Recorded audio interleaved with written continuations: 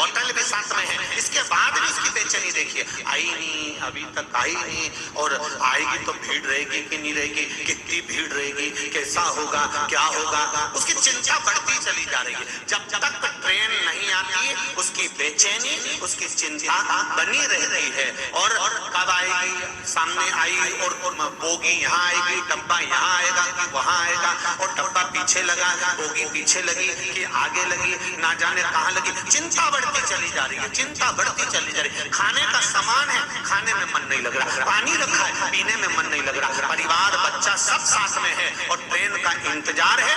Train सामने आई और तुम उस ट्रेन के अंदर चढ़कर बैठ गए, सीट पर पहुंच गए, अपना सामान पटका, उसके बाद ऐसी चिंता से मुक्त हुए कि अब तो अशोक नगर उतरूंगी, तब सीट छोड़।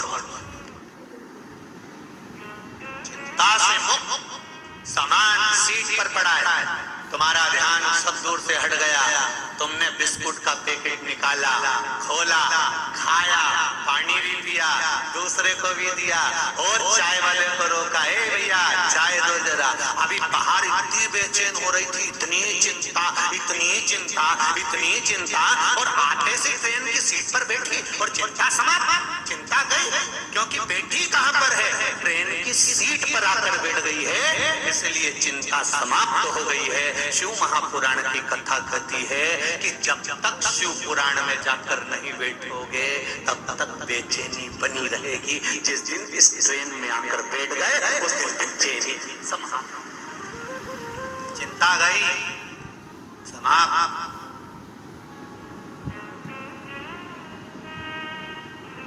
एक बार भगवान की कथा में, एक बार इस भक्ति की कथा में, एक बार शिव महापुराण की ट्रेन में, एक बार भगवान की भक्ति में आकर बैठो, चिंता से मुक्त हो जाओ, चिंता छूट जाए।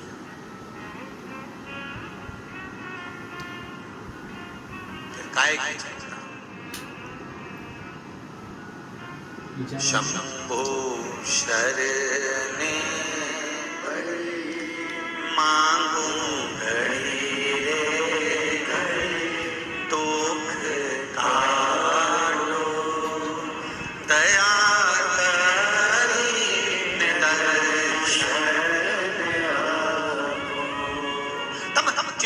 मुक्त हो जाओगे आप परमात्मा के द्वारा, परमात्मा की भक्ति में, परमात्मा के आनंद में जाकर बैठो तो सही।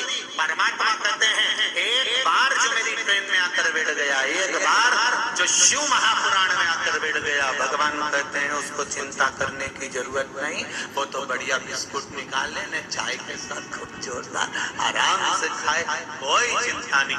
अब सौंप दिया इस जीवन का सब भार तुम्हारे हाथों में, हे हार तुम्हारे हाथों में, और जीत तुम्हारे हाथों में। जिंदगी का सर्वस्व परमात्मा को दे।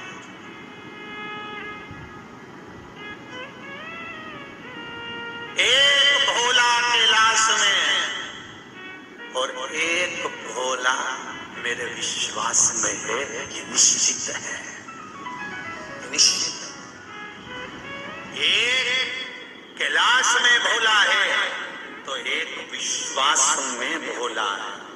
आप विश्वास करेंगे, एक लोटा जल शिव जी को समर्पित कर रहे हैं, एक बेलपत्र बाबा देवाधिदेव महादेव को चढ़ा रहे हैं, तो आपका विश्वास दृढ़ है तो बाबा देगा जरूर, ये निश्चित है, पक्का।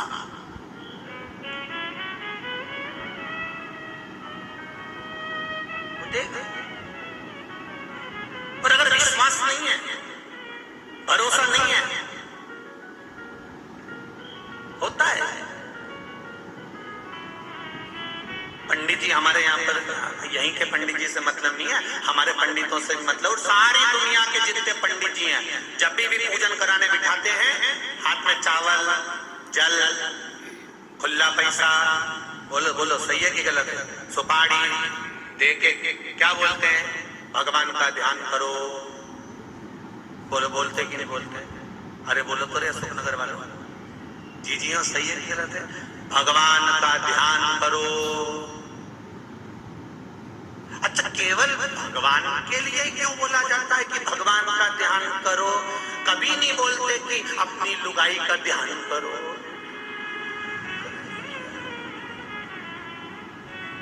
और अगर भले वो बोल रहे हैं भगवान का ध्यान करो, अगर लुगाई का बोलो, पत्नी का बोलो कि पत्नी का ध्यान करो, बिना बोले भी ध्यान पत्नी में चला जा रहा है। बिना हाथ में चावल और जल लिए ध्यान पत्नी में जा रहा है। बिना चावल और जल लिए ध्यान बच्चों में जा रहा है। बिना चावल और जल के ध्यान घर में जा रहा है। बिना चावल और जल के ध्यान सब दूर जा रहा है। पर भगवान के टाइम पर ही बोला जाता है कि भगवान का ध्यान करो, क्योंकि पंडित जी को भी मालूम है इसका ध्यान सब दूर जाएगा पर भगवान पर नहीं जाएगा। इसलिए कहा कि भगवान का ध्यान लगाओ। परिवार के लिए कभी नहीं कहना पड़ता कि परिवार में, कई माताएं कहती हमारा मन कथा में नहीं लगता, तो हमारा मन कहीं नहीं लगता, हमारा मन तो कथा में बिल्कुल नहीं लगता। तो हमने कहा बच्चों में लगता, बिल्कुल। और हमने कहा हस्बैंड में, तो कहा उसमें। हमारा मन घर में, अरे गुरुजी घर तो मेरे में कहीं पे भी चली जाऊं ना, हमारा तो होटल में भी मन नहीं लगे जितना घर में लगे। अच्छा, मायके जाए कि नहीं जाए? 4 साल हो गए, मैं तो नहीं गई। मोहल्ले में कहीं शादी ब्याह हो तो मैं तो नहीं जाऊं, कथा भागवत हो तो मैं तो नहीं जाऊं। तो हमने भी सोच लिया अगली बार जो घरों में बाथरूम में काली वाली छुटकली होती है ना, ब्लैक कलर की छुटकली होती है मोटी वाली, हमने भी सोच लिया अगली बार घर में बाथरूम में चिपकी मिलेगी, निश्चित। अरे ना राम नाम लीनो, अरे तूने भरी जवानी में तू डूब के मर जा रे, चुल्लू भर पानी में तू डूब के मर जा रे, चुल्लू भर पानी में। जब भगवान का नाम ही नहीं लिया, संसार में आए, मनुष्य की देह मिली, 83,99,999 योनियां निकालने के बाद पशुओं की, ना जाने कीट की, पतंगे की, झुंगूर की, चूहा की, कितनी योनियां निकली। उस योनियों से निकलने के बाद मनुष्य की योनि 84,00,000 नंबर की योनि मिली, और उसको भी तुम उपयोग नहीं कर सके। उसमें भी दिन भर चुपचाप से खाने में लगे रहे। अगर ऐसा कोई व्यक्ति मिले जो चुपचाप से रसोई घर में जाके चाय वाय बना के अकेली खा पी के निकल के आ जाए, समझ लेना हींग की डब्बी में खुशबू रह गई है, अगला जन्म इसका चूहा का था। इसलिए ये चुपचाप घुस के और निपटा गया, पक्का हींग की डब्बी में खुशबू रह गई।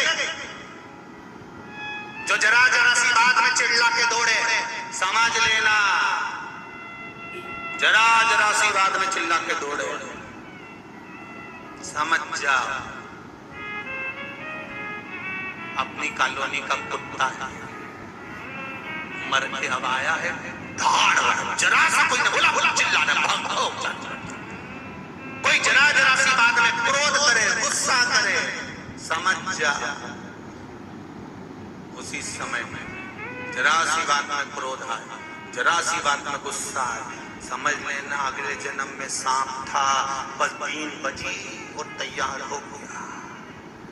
समझ जा, ये हींग की डब्बी की खुशबुएं सारी शरीर में रहती हैं, तो इनसे पहचान बनती है कि तुम अगले जन्म में कौन थे, अगले जन्म में थे कौन। और जो भगवान की भक्ति में लगा रहे, भगवान के भजन में डूबा रहे, समझ लेना अगला जन्म गौ माता का था, चुप रहता, भजन करता, कीर्तन करता, स्मरण करता, मंत्र जाप करता। इसकी खुशबू अलग ही है, इसका आनंद अलग ही है, इसका सुख अलग है, इसका आनंद अलग, इसका आनंद अलग ही है, इसकी खुशबू अलग है, महाराज सुख अलग है। शिव पुराण कह रही है, भगवान की कथा, भगवान का भजन, मैंने तेरे ही भरोसे, ओ बाबा तेरे ही भरोसे, हवा बिच उड़ती जावांगे, बाबा डोल घाटो छठेरा में कटी जावांगे, भोले मैं तेरी पतन, शंभो मैं तेरी पतन। महाराज मुझे डमरू बना